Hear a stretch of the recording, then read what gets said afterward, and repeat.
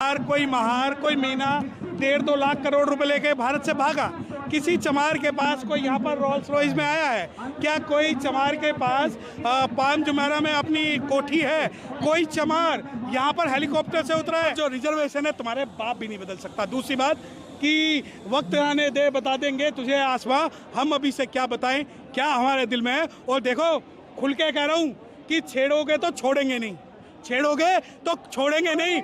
और नमस्कार, आप देख रहे हैं द जनता लाइव। हमारे साथ खास बातचीत में है एडवोकेट सत्यप्रकाश सर। बहुत बहुत स्वागत है आपका। Thank you. आज 9 अगस्त को यहाँ जंतर मंतर में मैं मौजूद हूँ और आप लोगों की भीड़ दिखाई पड़ रही है, काफ़ी ज़्यादा संख्या में यहाँ भीड़ है। मैं ये जानना चाहती हूँ कि जो भीमराव अंबेडकर बाबा साहब की मूर्ति थी उसको पुनर्स्थापित करने की बात की जा रही है, इस बारे में आपका क्या कहना है? देखिए, मैं अगर यहाँ पर आया हूँ तो किसी बाबा साहब डॉक्टर भीमराव अंबेडकर साहब की स्टैचू को पुनर्स्थापित करने के लिए नहीं आया, बल्कि जो सुप्रीम कोर्ट ने सब classification with in the schedule caste list है उसके प्रोटेस्ट के लिए यहाँ आया हूँ।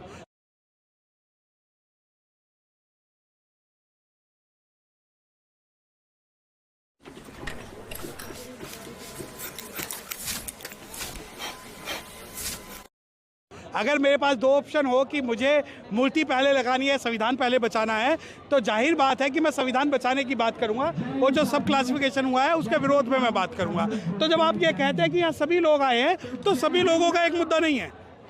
मेरा मुद्दा ये है कि जब आप रिजर्वेशन को आप खत्म कर रहे हैं प्रत्यक्ष या अप्रत्यक्ष रूप से, क्या सुप्रीम कोर्ट के पास में ये पावर है? क्या सुप्रीम कोर्ट संविधान के बेसिक स्ट्रक्चर को चेंज कर सकता है? क्या सुप्रीम कोर्ट के 7 जजेस कॉन्स्टिट्यूट असेंबली और संविधान से बड़े हैं? क्या supreme court is a law making agency? तो ये बहुत सारे सवाल हैं जिन सवालों के को उठाने के लिए आज हम यहाँ जनता मंच पाए। ये जो आदेश जारी हुआ था 1 अगस्त को, इसमें लोग आपस में बटे हुए नजर पड़ रहे हैं। कुछ जो नीचे लोग हैं उन लोगों का ये कहना है कि उन लोगों के हक उनके खुद ऊपर वालों ने खाया है, इस बारे में आप देखिए, पहले तो आप मुझे डिफाइन करिए ऊपर वाले का मतलब क्या? मतलब जिस कैटेगराइजेशन हुआ, जिस कैटेगराइजेशन क्या क्रीमी लेयर को लेकर बात हुई है, उसमें कई लोग हैं जो इसका समर्थन भी कर रहे हैं, कुछ लोग हैं जो विरोध कर रहे हैं। पहले आप मुझसे बात बताएं कि क्या आप मेरे से कॉन्स्टिट्यूशनली बात करेंगे या किसी भी अरे गहरे का कोई भी सवाल करेंगे? नहीं, किसी अरे गहरे के सवाल नहीं। क्रीमी लेयर क्या? क्रीमी लेयर क्या? अनिल अभी अंबानी ने अपने लड़के की शादी करी, 5,000 करोड़ रुपए उसने खर्च किए। किसी चमार, किसी महार, किसी मीना ने किए क्या? कोई चमार, कोई महार, कोई मीना 1.5-2 लाख करोड़ रुपए लेके भारत से भागा। किसी चमार के पास कोई यहाँ पर रोल्स रॉयस में आया है क्या? कोई चमार के पास पाम जुमेरा में अपनी कोठी है? कोई चमार यहाँ पर हेलीकॉप्टर से उतरा है? मैं आपसे पूछना चाहता हूँ कि आपके इतने सारे बहुजन पत्रकार यहाँ पर हैं, कोई एक बहुजन पत्रकार के पास वैनिटी वैन है? क्यों नहीं है? अब मैं ये कहूँ कि आप जो पत्रकार हैं, जो जनता लाइव है, वो आने वाले पत्रकारों का हक खा रहे हैं, तो क्या कहेंगे आप? दूसरी बात, खत्म कर देना ना मेरा, मुझे बनाओ क्रीमी लेयर। जिस दिन मैं हेलीकॉप्टर से यहाँ उतरूँ, क्रीमी लेयर मुझे बनाओ।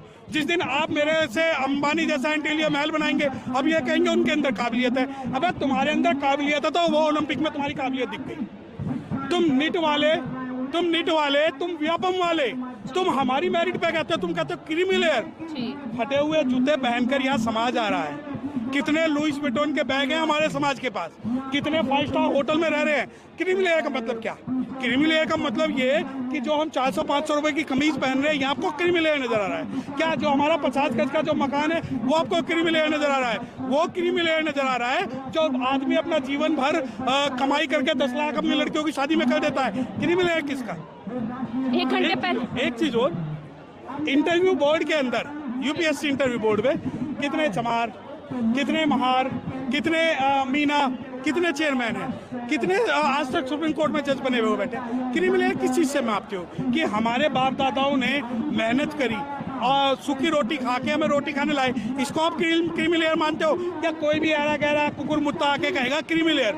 जो सुप्रीम कोर्ट के जज जो क्रीमी लेयर को आज तक डिफाइन नहीं कर पाए, उनके पास कौन सा डाटा है क्रीमी लेयर को डिफाइन करने? उनके पास वाकई कोई डाटा नहीं है। और 1 घंटे पहले हमारे प्रधानमंत्री ने ये कह दिया कि क्रीमी लेयर लागू नहीं होगा। क्या उनकी क्या मानसिकता? देखिए, प्रधानमंत्री, अरे मेरी बात सुनिए, जब ये बोलते हैं ना, मुझे शक हो जाता है कि कुछ ना कुछ इसमें शंका है। जैसे ही अरविंद केजरीवाल बाबा साहब की फोटो लगाएगा तो मैं सोच लूंगा कि वो स्पेशल कंपोनेंट प्लान खा जाएगा, बच्चों की साइंस की, कॉमर्स की, एजुकेशन की जो है छीन लेगा, शेड्यूल कास्ट के मंत्रियों को फंसा देगा। उसके बाद डीवाई चंद्रचूड़ आएंगे, वो जो बाबा साहब की मूर्ति लगाएंगे तो वो संविधान को खा जाएंगे। उसके बाद जो इंडिया गठबंधन आएंगे वो बाबा साहब और संविधान की फोटो लेके चलेंगे, लेकिन वो है रिजर्वेशन खत्म करवा देंगे। अब आ जाओ क्रीमी लेयर। ओ भैया प्रधानमंत्री जी, आप डिफाइन कर दो कि क्रीमी लेयर क्या है। जिस प्रकार की आप वो 56,000 रुपए किलो के मशरूम खाते हैं, वो सारे इन चूड़े चमारों को खिला दो, लगा दो क्रीमी लेयर। जितने कपड़े आप बदलते हो वो कपड़े हमें पहना दो, लगा दो क्रीमी लेयर। जिस गाड़ी से मैं बैग से चलते हो, एक एक गाड़ी हमारे को दिलवा दो और क्रीमी लेयर लगा लो। किसी के बाप की भीख नहीं है रिजर्वेशन।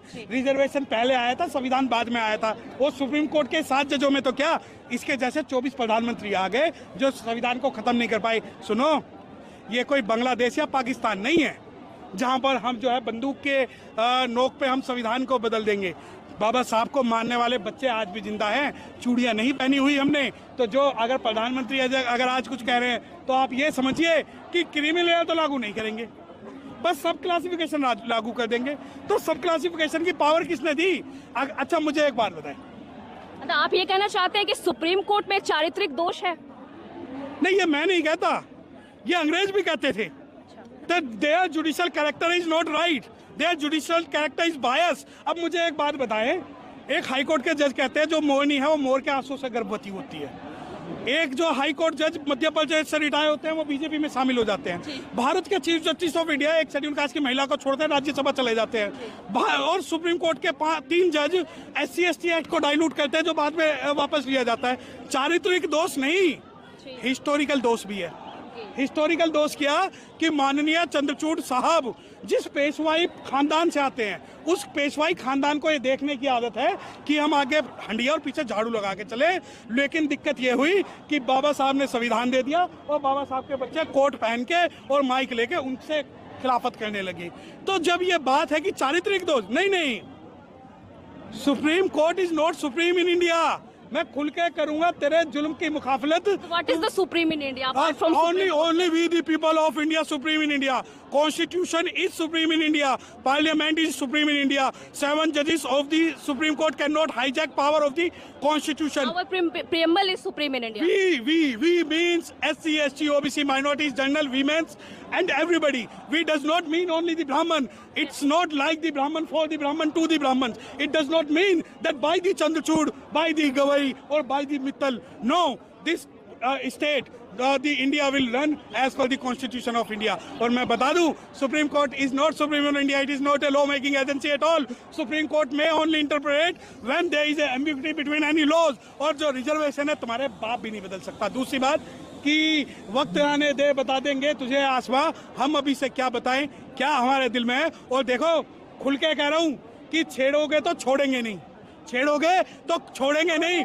और सुप्रीम कोर्ट में और इस सरकार में इतनी ताकत थी ना, तो इस लोकसभा इलेक्शन से पहले आप इस निर्णय को लाके दिखाते, तुम्हें बता देते कि तुम्हारी औकात क्या है और बहुजन समाज की औकात क्या है। बहुत बहुत शुक्रिया इस अहम मुद्दे पर जुड़ने के लिए सर। Thank you. जय भीम।